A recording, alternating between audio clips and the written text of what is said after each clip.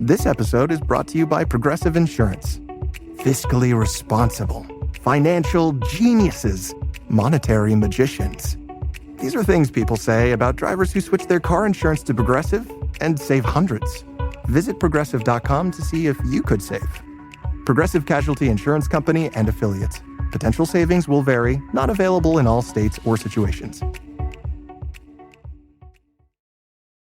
This is Kristen Bell. And Adam Brody. And we're dating. In our new show, Nobody Wants This. Right. We're not really dating. No, in real life, we're married. Right. Married to other people, not each other. Oh, this is complicated. Right. It's just like our love lives in Nobody Wants This, a show about what happens when a bold and sometimes provocative podcast host finds her unlikely match in a sweet traditional rabbi. Nobody Wants This launches September 26th, only on Netflix. Want to make a podcast? Spotify's got a platform that lets you make one super easily, distribute it everywhere, and even earn money, all in one place for free. It's called Spotify for Podcasters, and here's how it works. Spotify for Podcasters lets you record and edit your podcasts right from your phone or your computer. So no matter what your setup is like, you can start creating today. Then you can distribute your podcast to Spotify and everywhere else podcasts are heard. Video podcasts are also available on Spotify, and when you want to take conversations with your fans to the next level, Q&As and polls are the best way to get them talking. With Spotify for Podcasters, you can earn money in a variety of ways, including ads and podcast subscriptions. Ever since I discovered Spotify for Podcasters, I feel so supported in the creation and distribution of my show. Spotify for Podcasters hosts masterclasses, office hours, and more to help creators develop and fine-tune their skills. I highly recommend you give it a try. Download the Spotify for Podcasters app or go to spotify.com/podcasters to get started. There's a philosophy that says you can't truly receive love until you love yourself. And I have to disagree with that. I think that sometimes we need to be led by example. I think that when you're at war with yourself and you don't really have even like an ounce of to give yourself, let alone love, depriving yourself from the idea that you could receive love from someone else is just a lie. Such a lie. I think sometimes we need someone or something to prove that we are lovable. Like how painful and lonely it must be to think that until you fully accept yourself, you can't understand what love really feels like.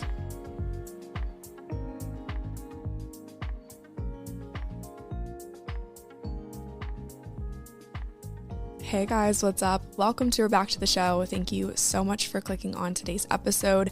My name is Lily. I'm your host. And as of today, I am an author. Not only am I your podcast host, but I am an author in the book, Deserts to Mountaintops, Choosing Our Healing Through Radical Self-Acceptance. And my chapter is titled, I Am Your Friend Too. And it is so surreal to finally tell you guys that. And to say that you can buy this book at Barnes & Noble, you can buy it on Amazon, you can get it at Walmart and Target probably, maybe upon request, I don't know. It's crazy to think that today I am an author, officially. I feel like I've been an author to some degree. I've done little projects here and there, but this feels cool. Today feels really cool. So as you guys are listening to this, January 25th, 2024, the book that I wrote a chapter in is officially out.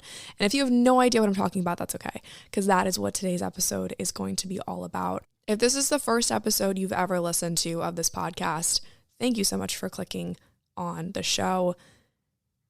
This is going to be a little bit more of a vulnerable episode, probably, or maybe it is the best episode to start with, to be completely transparent. You're going to learn a lot about me, a lot of deep stuff. And I think that that's okay. I think vulnerability is really a key component of building a friendship or some sort of relationship. I feel like when I listen to a podcast, I love to know the host on such a deep level. And that's exactly what this chapter is going to do for you guys. So whether you are a new listener or a longtime listener, I think that you'll find something to relate to in this chapter. And I'm just really excited to walk you guys through the writing process and what the chapter is about and the book itself and all of that. This has been a project that I've been working on since May of 2023, and it's been such a labor of love. And I just am so beyond excited that you can buy the book today. And I think if you pre-ordered it, you might have it already. A lot of people, I think, are getting it on Tuesday, the 23rd. So if you've already read it or if you already have the book, that's awesome. They tend to ship them a little bit early, but if you haven't gotten the book yet, you can pre-order it on Amazon, or you can order it now on Amazon. Pre-orders are done because it's out. You can order it on Amazon, which is really, really cool. Also, be sure to listen to the end of this episode because I'm going to share a little bit of how you could potentially win a signed copy of Deserts to Mountaintops signed by me. So if that's something that you're interested, be sure to listen to this episode in its entirety because I'll share that at the end. This is the 4th episode in our That Girl to This Woman series. If you guys didn't listen last week, you definitely should go back and listen. I had Hannah Ashton on the podcast and we talked about all kinds of goal setting strategies and organizational strategies for this woman. So if you haven't listened, you definitely should. That's available on Spotify, Apple. The video is available on Spotify and YouTube. So if you want to watch the two of us talk, definitely go listen. I had an incredible time recording with Hannah in Nashville last week, and Nashville was really, really fun. I had such a blast, met some incredible people. I stayed with one of my very good friends, and we just had such a fun time. We did Broadway, we did coffee shops, we got snowed in, so that was cool. And it was just such a good reminder of how important it is to make an effort to go see your people, even if they live far.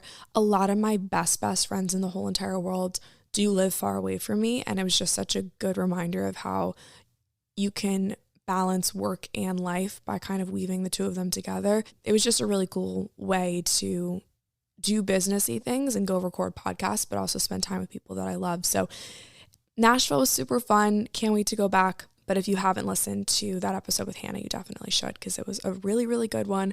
And I will link all that in the show notes. But if you haven't listened to any of the That Girl to This Woman series, I highly encourage you to. This chapter that I wrote, which we'll get into in just a second, was kind of the building block for this series. And I knew that this series on the podcast would kind of parallel the release of the chapter. And I feel a lot of growth. I know you guys feel a lot of growth. I kind of feel as a whole like this podcast community is continuing to mature emotionally. And I think that that's really cool. I've seen such a pivot in a cool direction with this series. And I am so fired up about it. And I think that through reading this chapter and through kind of explaining my past to some degree with you guys, it's going to help make this series make a lot more sense. So that's what we're going to get into today. But I figured I'd start with a little bit of a backstory. So the book itself is called Deserts to Mountaintops, Choosing Our Healing Through Radical Self-Acceptance by Jessica Buchanan. It's an anthology style, so it's Jess and 19 other women's voices and stories of how they radically accepted themselves. It is probably one of the most powerful books I've ever held in my hands. Being able to work so closely with a group of women from all walks of life was such a beautiful experience. And all of their stories are so wildly empowering. And if for some reason you don't resonate with my story, that's okay, because I know that you'll resonate with someone's story in this book. I'm not the only one that has a story to share. And that's what's so cool about this anthology series, is that all of us have a story inside of us. All of us have something that kind of broke us down to build us back up again. And these women chose to write about it and chose to kind of pay it forward to some degree and inspire other women because of it. And I think that that's really beautiful. So being able to write alongside of all of these incredible women was such an honor. I highly encourage you to read every chapter of this book. I'm not the only girl with a story to share. And I also encourage you to share your story back. If there was a writer who you resonated really well with, send her a DM on Instagram or shoot her an email, write a letter. I don't know, find a way to just show a little bit of love, because it takes so much courage. It's kind of gutsy. It's kind of a gutsy thing to do, to write a very vulnerable story and publish it and have it on the shelves of bookstores and the shelves of people's houses. It's a very vulnerable situation to be in. And so if you resonate with any of these stories at all, I highly encourage you to reach out to the writer and let her know, send her a little bit of encouragement, and let her know that she inspired you.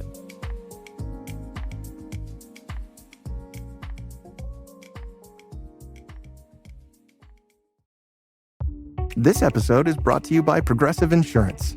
Do you ever find yourself playing the budgeting game? Well, with the Name Your Price tool from Progressive, you can find options that fit your budget and potentially lower your bills.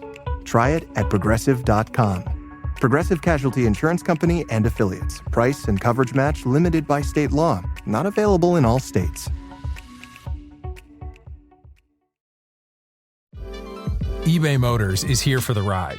With over 122 million parts, you can make sure your number one ride or die stays running smoothly. Brake kits, LED headlights, bumpers, whatever your baby needs, eBay Motors has it. And with eBay Guaranteed Fit, it's guaranteed to fit your ride the first time, every time. Plus, at these prices, you're burning rubber, not cash. Keep your ride or die alive at ebaymotors.com. Eligible items only, exclusions apply. Quick background on Deserts to Mountaintops and Jess Buchanan. Back in the spring, I had the honor of interviewing Jess Buchanan. She's an author, speaker, and founder of Soul Speak Press, and she has one of the craziest stories I think I've ever heard in my whole life. And crazy in like a, I can't believe this actually happened to a person kind of story. In 2011, Jess found herself in the middle of a nightmare that she could have never prepared for. She was a hostage in the desert, captured by Somalian pirates who held a $45 million ransom on her head. Taken at gunpoint while on a routine field mission for her non-governmental organization, Jess was forced to live in deplorable conditions, regularly tortured, kept on a starvation diet for 93 days, and on January 25th, 2012, Jess was successfully rescued by SEAL Team 6. That is full circle. Holy crap. I didn't realize that her rescue date was the date of this book launch. Wow. Wow. While Jess experienced many opportunities for reflection, self-transformation during her time as a kidnapping victim, one of the most powerful truths she uncovered about herself was her disordered relationship with food. In the months that nourishment was repeatedly withheld from her as a form of punishment for the failed ransom negotiations, Jess realized that she had been holding herself hostage for most of her life with food. Throughout the course of her captivity, Jess committed to the journey of examining her pattern of disordered eating and vowed to find a way to set herself free. Her chapter is amazing too, guys. I mean, everybody in this book wrote with all their heart and soul, and her chapter is probably my favorite. Anyway, to continue on reading the synopsis of our book, Deserts to Mountaintops, Choosing Our Healing Through Radical Self-Acceptance is a collection of 19 women's voices born out of Jess's own struggle to love and accept her body, mind, and soul. Operating under the belief that we cannot fully heal in isolation, she assembled a group of courageous women to generously share their stories of mental health disorders, chronic illness, disordered eating, sexual identity, and body reclamation. The result is a transformational guidebook for any woman who's committed to exploring self-compassion through the lens of radical self-acceptance. Oh, goodness. I haven't fully read the back. That was from the back of the book. I never read that before. Wow. Goodness gracious. The part about that we can't heal in isolation, that's probably the biggest component of this whole journey that I've realized, is that you have to share your story in order to heal. You cannot heal alone. And if for 1 second you think that you're able to do the work by yourself, you are sorely mistaken. And that's pretty much what my chapter is about. I didn't necessarily know it at the time when I was in it, but upon reflection, I realized that my friends, my community, my foundation was what pulled me out of some of the darkest times in my life and essentially taught me how to love myself. So that's what my chapter is about. It's titled, I Am Your Friend Too. And it outlines how hustle culture and hookup culture absolutely destroyed my self-worth, and how it took the power of community and relationships to build my self-worth back up. So I'm going to share a little bit about my chapter. I'm going to share a couple excerpts, but I encourage you to obviously grab a copy of the book and read it for yourself, because I'm just going to breeze through. Maybe not breeze is the right word. I'm going to give you a little inside sneak peek at the book, but I'm going to talk about hookup culture first, get that out of the way. Then we're going to talk about hustle culture, and then community and friendships. And then at the end, like I mentioned, I'm going to have an opportunity for you guys to potentially win a signed copy of the book from yours truly. So let's dive in. Let's talk about hookup culture. This is something that I usually don't talk about on the podcast. I usually don't talk about sex on the podcast. I briefly touched on it in a handful of episodes, but it's something that has always been not really on my list of topics that I like to cover, especially because like my grandparents listen to the podcast. My mom listens to the podcast.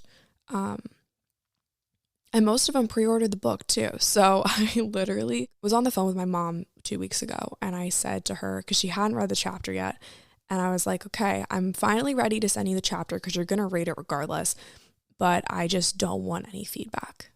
She was like, okay. And she's the best. She's so good about that. So she did end up sending some really positive feedback, and that was really encouraging. But she waited until I kind of like gave her the green light. So thanks, Mom. But yeah, this is a touchy subject. Hookup culture is a touchy subject, but we're going to talk about it for a second because I think it's important. We live in a world that really glorifies hookup culture, and I don't think that there's enough people saying that it's not necessarily the best for our self-esteem. And it's kind of a little bit of a scam, in my opinion. I think hookup culture is a bit of a scam. And we're kind of taught to like embrace that side of us, you know, like, oh, like express yourself, embrace it, like do your thing, get it, girl. And like the more people that you have on your roster, the cooler you are. Post this on Instagram because it'll get attention. Not like I'm going around like talking about my body count or anything like that, but I think a lot of people kind of championed hookup culture for a long time. And it was seen as like this, you know, just something that we all do. It's just sex. It's just something that we all do. I don't think that I really realized the damage that I was causing until it was too late to some degree. I didn't share this in the chapter, so this is just a little inside scoop. I had a hookup. It was like your standard hookup. Standard hookup. The guy was gone before I even woke up in the morning. Couldn't even tell you his last name. I'm really outing myself right now. And after that, I was like, what am I doing? Like literally, what am I doing? I feel so worthless. And so I was really starting to come to some realizations, like probably like a couple months out of like starting to go back to church. And like, I just really was like, what am I doing? And I had this like deeply personal realization that like, this is going to just continue to hinder my self-worth for as long as I let it. And I think that everyone's had a moment like that where you wake up after a hookup or a night out and you're like, wow, I don't feel good. Like this does not make me feel good. I feel way worse about myself, even though society told me to like embrace it, get it, like do my thing. But really, I feel like absolute garbage because I was used. Like truly, that's what a hookup is for the most part. Am I wrong? I don't think so. I looked up some research, and this comes as no surprise. This is a paper called Assessing the Negative Impacts of Hooking Up Experienced by College Students.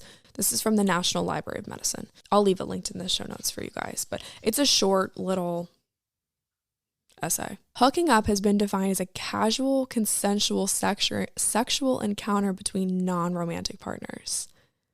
Hookups may occur once or several times with the same partner, viewed as normal behavior among college students. It's pretty much widely accepted. It says around 69 to 75% of college students have reported hooking up. So more than half of people are involved in hookup culture or have had a hookup in the past.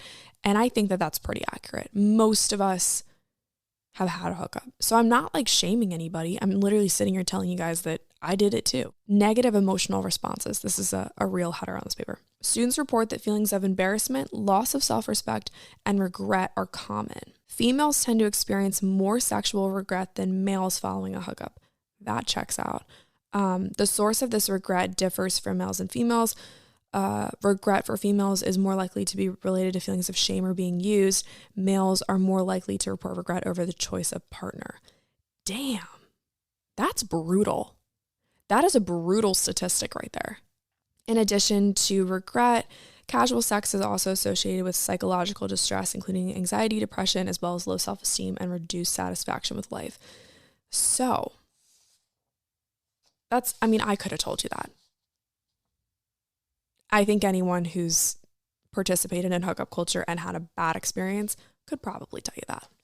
We didn't really need the medically peer-reviewed research to tell us that when we all know the truth. Long story short, if you've ever felt used after a hookup, you're not alone. And I think you would really like my chapter in the book because I outline a story where that exactly happened. And there was a lot of lead up to this. A lot of times, it's not one instance that immediately leads you down a dark or sad path. But I think that this instance was kind of like the straw that broke the camel's back. I struggled with disordered eating. I binged a lot. And it wasn't all just because of this hookup, but that had a lot to do with it. So if you've ever felt the negative repercussions of a hookup, I really think that you're going to resonate with my story. So we're going to talk about hustle culture now. Moving on from hookup culture, we're going to talk about hustle culture. So I always consider myself a #girl boss, and I wanted to be like a corporate girly. I wanted to hustle. I wanted to grind. I wanted to be the best and the smartest in the room. I wanted to be the hardest working person. I really struggled with perfectionism and feeling like I had to be and perform in a certain way. So because I wanted that kind of perfect, high performing reputation, I grinded really, really hard. I think I'm just going to read you guys a little bit of an excerpt from my chapter. Oh, it's across the room. All right, I got to go grab my excerpt really quick. Hold on, guys.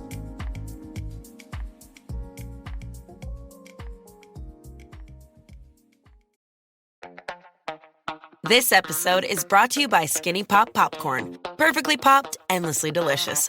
Oh, so light and crunchy. Skinny Pop Original Popcorn is the snack you've been searching for. Made with just 3 simple ingredients: popcorn kernels, sunflower oil, and salt. Snacking never felt or tasted so good. Perfectly popped, endlessly delicious. Give yourself permission to snack and pick up Skinny Pop Original Popcorn today. This is a little bit of an excerpt from my chapter. It goes like this. My whole life, all I had ever searched for was acceptance. My insecurities often convinced me that I wasn't enough, so I turned to other sources for validation. Whether that be an Instagram comment section full of praise or leveraging my perfectionist tendencies at work to earn a meager pat on the back, it was all a fleeting confidence boost. My self-esteem was at an all-time low, but this shitty feeling was nothing new. My relationship with my body was the most difficult that I had ever had. Unfortunately for me, in my quest for acceptance, I really burned myself out. To a crisp, burned myself out. And it wasn't just a lack of motivation, but rather a disinterest in all areas of life. I really started to not see a purpose. Truly that deep feeling of there is no purpose for me. And that just deep feeling of I'm good for nothing. Have you ever just sat there and been I'm good for nothing? Obviously this feeling of deep loneliness and burnout led to depression. It led to disordered eating. I posted a photo on Instagram, and I'm sure you guys saw it because that post blew up. But it was a picture of my skin, my jawline from when I had really bad acne. If you're watching the video on Spotify or Instagram, you're probably looking at my face and being oh my gosh, she doesn't have any acne. She doesn't have a single zit. First off, I'm wearing makeup. Second off, it took so much work, but internal work. There wasn't a single product that I could put on my skin. There wasn't a single food that I could eat or not eat that helped my skin to clear. It was all internal work. And that just goes to show you how deeply your body listens to the things that you tell it. So if you haven't seen that picture of my face, go look at it. I got so much feedback from that, in a good way, feedback of like, oh my gosh, I can't believe that, like, this was your skin. And that was just a physical manifestation of the negative outlook that I had on life, and a physical manifestation of how much my body was crying for help. And it took me months to actually listen. And that's because I felt so alone and I felt so unsupported. And when you don't have a good community of people around you, it's really, really easy to fall into the lies that you're telling yourself. And it's easy to believe everything that the enemy is trying to tell you. It's easy to believe that you're worthless. It's easy to believe that you're ugly. It's easy to believe that you can fix yourself by going to the gym for 10 hours every single day. Like, it's so easy to believe that you're not well made. And that's what I thought. I thought that I was a total mess up. But amidst all of this, I somehow convinced a handful of really wonderful people, I'm going to cry, a handful of really wonderful people to be my friend. And my community is the reason why I'm able to share my story today. And in preparation for this book to go live, I've really had this internal battle of like, oh my gosh, like, people are actually going to read this. Like, this is actually going to be public knowledge. And my friends, the people closest to me, have been nothing but supportive. And even people who are like recent friends, like, you know, friends of like a month or two or friends of a week, like, read the book and they're like, wow, I know you so much better now. And I feel like I just can relate to you so well. And even my guy friends have been like, you know what, I've actually been in your shoes too, feeling used by a girl. I'm like, I didn't know that that happened. And they're like, yeah, that happens. So it's just crazy to see. It doesn't matter. Obviously, my chapter is written for women. This book is written for women, but even the men in your life, I'm sure that they can relate to something. We've all felt used. We've all felt sad.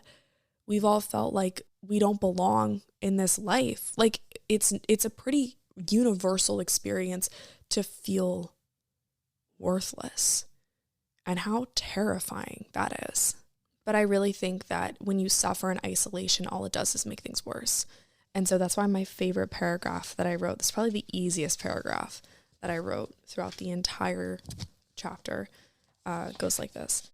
It had taken 8 lonely months after my move to finally fall into friendships that felt more like family, woven into the extracurricular activities of my adult life, whether that be a yoga class, a coffee shop, or a colleague whose role shifted from office coordinator to like a sister off the clock, were some of the deepest, most loving platonic bonds I'd experienced thus far. These were the types of friends who would show up to move couches, change flat tires, and fix car radios. They were the friends I could call at midnight in the middle of a crisis, or who would be on the other end of the line in the morning with advice. Friends who played along with my motivational sticky notes and always had a pep talk or a party at the ready. They raised the bar on what it took to qualify as a friend of mine. Finally, it felt like I had a team in my corner. And then I go on to talk about some fun memes that we had, and I go on to say that these were the moments where my fears faded. These friends showed up for the fun, for the laughs, for the togetherness, and for each other. There were no prerequisites to these friendships. They never asked me to fix anything about myself before I was accepted. In fact, some of the things that I was so discouraged about, my emotions, my gentleness, my sensitivity, were identified as strengths, not weaknesses. I was encouraged to pursue my passions instead of putting them on pause. My light grew brighter for the things that I loved, and for the first time I had nothing to prove. It wasn't a distraction from my internal struggles. It was medicine. I really believe that it was because of the people in my life, my community, that I was able to initiate my healing journey. And obviously I can't expect other people to do the work for me, and I can't expect other people to heal on my behalf, but I know that I can't do it alone. I know that I can't do it alone, and we weren't made to do it alone either. So finding true high-quality friendships is really hard, especially when you're feeling lonely, especially when you're in such dark, dark places. And unfortunately, there's a philosophy, I'm almost going to read from my notes word for word because this is important. There's a philosophy that says you can't truly receive love until you love yourself, and I have to disagree with that. I think that sometimes we need to be led by example. I think that when you're at war with yourself and you don't really have even like an ounce of like to give yourself, let alone love, depriving yourself from the idea that you could receive love from someone else is just a lie. Such a lie. And I think sometimes we need someone or something to prove that we are lovable. Like how painful and lonely it must be to think that until you fully accept yourself, you can't understand what love really feels like. So I think that the philosophy of you can't receive love until you love yourself is a lie created by some self-help writer that crafted the idea to try to almost keep us from loving ourselves. Because if we always have work to do, if we always have dreams that we're chasing and I'll love myself when, I'll love myself if, then we're going to keep doing the self-help and we're going to keep reading the books and listening to the podcasts. And I'll be the first person to tell you, like, my podcast is self-improvement technically, but I don't really think that there's anything that I can tell you that you can't already like teach yourself. Like, you are your own best teacher. 100% you're your own best teacher. And so I think that it's a lie that you can't receive love until you fully love yourself. Because ultimately, at the end of the day, we are already on the receiving end of a love that's unconditional with no strings attached. It's hard to find an unconditional love in a human. And so that's why I'm a Christian. And that's why I believe in Jesus, because it's truly an unconditional love with no strings attached. That's a really, really hard thing to find in a human. And I'm just lucky enough that I was surrounded by some people that showed me that I am lovable. And even in the hard moments, even in the tough times, even when I'm on the phone crying at like midnight and they're like, now what, Lil? Like, that is the type of friend that everyone strives for and dreams for. But nobody's perfect and people are always going to let us down. And that's why Jesus already has an unconditional love for us. And so if you find that in a human, absolutely soak it up, enjoy it. But the biggest lesson in all of this, soul searching, for me at least, is the power that Jesus can bring into our lives. And he wants us to have community. He wants us to have people to love on and to prove to us that we're worthy of being loved too. I was actually doing my Bible study this morning. I've got a little Bible study group and we're doing a Bible study from For the Girl. If you're watching on video, I just got up and grabbed the book, but it's called Freedom Looks Good on You. And it's a For the Girl study. And it is 6 weeks. It's shame, rejection, comparison, pride, perfection, and half-heartedness. And it really coincides with my chapter, ironically. We started this back in the fall with a group of girls who's just been, like, they've quickly become some of my very, very, very close friends. And I think that vulnerability has a lot to do with that. So if you're wondering how to gain friendships, I think vulnerability and sharing what you're going through is a really, really helpful strategy. I'm totally going on a tangent, but today's reading was all about love. And today's reading was all about the amount of times that love and heart is mentioned in the Bible. About love, it says, God's love for you runs so deep. Freedom starts with knowing and accepting that love. And then it goes on to talk about the heart. And it says, Scripture is excessive in its chatter about the heart. Your heart can be troubled, wounded, it can grieve, be broken, but it can also be cheerful. The heart can be glad, it can be joyful, it can bring rejoicing and be a place of worship. It can be whole or divided. Our hearts are vulnerable, yet incredibly powerful places for us to honor, love, and serve and connect. Wow, how beautiful is that? I will leave this study linked in the show notes because it's been pretty cool, especially to do with a group of girls. I picked this up so I could read you guys the scripture. Hold on. I love this one. It's Psalm 139, verse 23. Search me, God, and know my heart. Test me and know my anxious thoughts. And that really, really hits home because the chapter starts out with a panic attack. Like, it's a scene of me having a panic attack in my bathroom. And, search me, God, know my heart, test me, and know my anxious thoughts. Like, you're joking. Like, come on. Like, truly writing this chapter and just deepening my relationship with Jesus has really been such a transformative journey for me. And I hope that this chapter is kind of like my testimony in some way. I've never really talked about disordered eating. I've never talked about hookup culture. I never talked about, work and how burned out I was. I really never talked about that stuff. And so I hope that someone out there relates to this and finds comfort in knowing that they're not alone, and can start to begin their healing journey because they read words that I wrote and they know that they're not alone. the chapter ends with a realization of how if I love my friends so deeply, I deserve to give myself the same love, if not even better love. I don't want to give away the ending too much.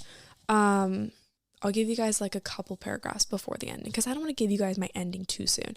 It was at that moment that I realized that I had it all wrong. Society paints a false picture of freedom, one that glorifies checking the healthy habit boxes and punching the clock. A society addicted to instant gratification from a stranger, then defaulting to the block feature as a form of communication. It champions loneliness, neglecting the sheer fact that humans are a social species. We do not thrive off of individualism. We never have. So that's just a little bit of my story. But I wrote alongside of so many other incredible women who have stories to share too, that I know that you're going to resonate with. So don't just take my word for it. Don't just take my little excerpts that I shared with you guys. I want you to go buy the book and read it and love on it and be inspired from it and cry with us and cheer us on, and we'll cheer for you. And I think it's going to be such a beautiful thing. And I can't wait to see the lives that are changed and the lives that are inspired in the best way because of this book. So I recommend Amazon for grabbing a copy. There's an ebook option that's available today for just $1. So if you want to read the book today, you can get the ebook for just $1. Otherwise, you could buy a hard copy of the book. I believe it's about $25 on Amazon. We're really trying to hit number 1 on Amazon. So if you buy the hard copy book, go ahead and buy the ebook too, because it's only $1, and then write a review. And I'm only telling you to buy both because Amazon won't let you post a review until you've read the book, and you can't like quote read the book until it's shipped. So if you buy the ebook, then you have it today. You can actually read the chapter, read a couple chapters, and write a review.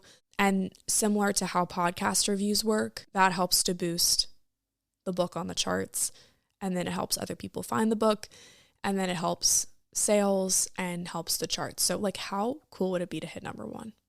How cool would it be? I'm really, really hoping and praying for that because that would be really cool. So please be sure to help us out by leaving a review on Amazon.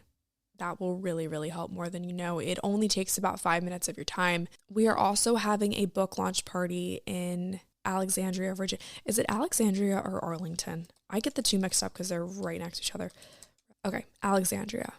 It's at Revel Wine and Craft Beer Bar in Alexandria. And it will be from 5 to 8 p.m. on Sunday the 28th. So this coming Sunday in Alexandria at Revel Wine Bar.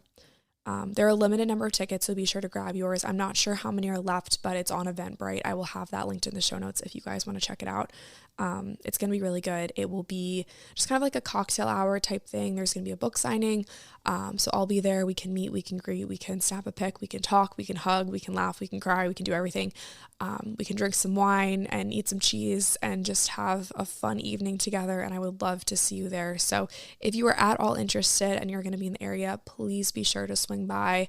I would love to see you there. If you can't make it to the book release party, you can still potentially win a signed copy of Deserts to Mountaintops, Choosing Our Healing Through Radical Self-Acceptance from me. I will have a post on my Instagram. It will go up today. All you have to do is like the post, follow me on Instagram, and then tag a friend in the comment section who might also like this chapter. So yeah, tag your friends, share it with your friends, share it on your story.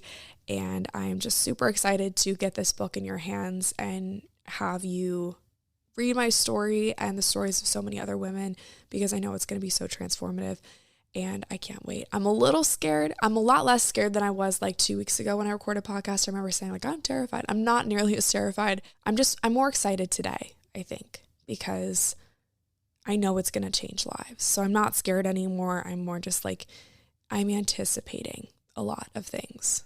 Not even like a lot of things. I'm more excited than anything. I don't know. But I love you guys. Thank you so much for listening to this episode. I really think that this story is going to outline my transformation from that girl to this woman in a nutshell, essentially. So if you like the series of That Girl to This Woman, I really recommend that you read this chapter, and it will definitely give you some insight into my mind, my journal, my life, my deepest, darkest secrets. And we can really just continue to connect on a much deeper level. So go buy the book. It's called Deserts to Mountaintops, Choosing Our Healing Through Radical Self-Acceptance, available on Amazon, Barnes & Noble, Walmart, Target, wherever books are sold. I cannot wait for you to get your hands on a copy. I love you guys so much. Thank you for listening. Thank you for always supporting me. Thank you for all your love and just your continuous, just genuine support that you have for the show and for me and for my journey. And we're really on it together, and I love you guys for it. So thank you so much. If you enjoyed today's episode, please be sure to leave a rating and a review. That just helps more people find and listen to the show. Please come back next week. We will have the beautiful Kate Morton on the show, where we're talking all things healing through hormones and how cycle syncing and seed cycling has helped both of us in our journey to healing our bodies and the relationship that we have with our bodies and food. It's such a good episode. Can't wait for you guys to hear it. I love you guys lots. Have a great rest of your week. Read Deserts to Mountaintops, and I will talk to you soon.